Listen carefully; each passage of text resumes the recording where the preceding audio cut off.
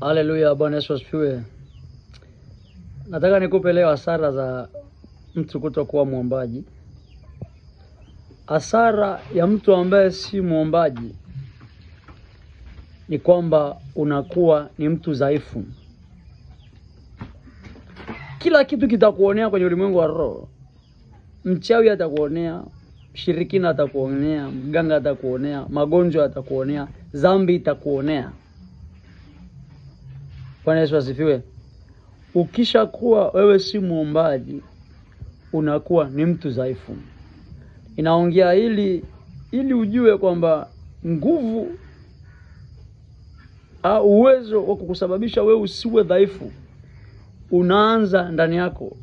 Waefeso ile sura ya 3 mstari wa 20-21 na kuendelea, anasema atukuzwe yeye aweze kufanya mambo makubwa ya ajabu mno kuliko tuombavyo na tuwazavyo, kwa kadri ya nguvu itendayo kazi ndani yetu. Kwa hiyo kuna nguvu iko ndani yako.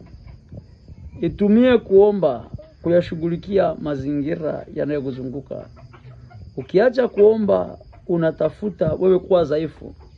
Kuna vitu utamlaumu Mungu, kuna vitu utasema Mungu kwa nini ufanyi, lakini Mungu alikupa njia. Omba. Biblia inasema msijisumbue kwa neno lolote la kwa kusali na kuomba, haja zenu na zijulikane na Mungu.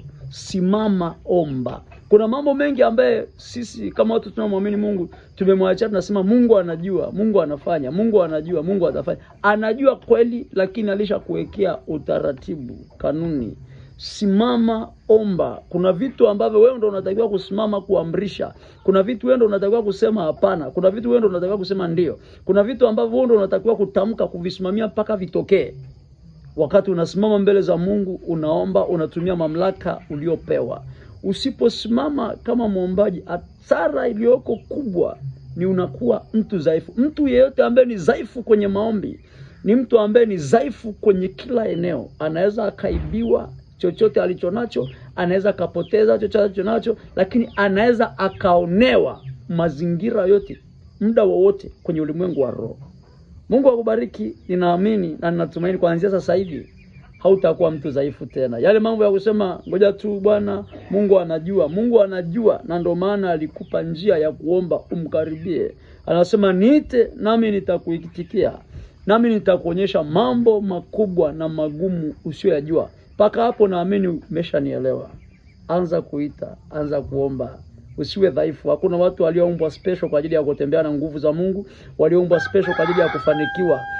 Wewe uliyemwamini Kristo ndio unatakiwa kutembea na hiyo nguvu za Mungu, hizo nguvu za Mungu. Wewe ndio unatakiwa kufanikiwa kwa kupitia hilo jina la Yesu tulilopewa. Mungu akubariki. Shalom, shalom. Amen.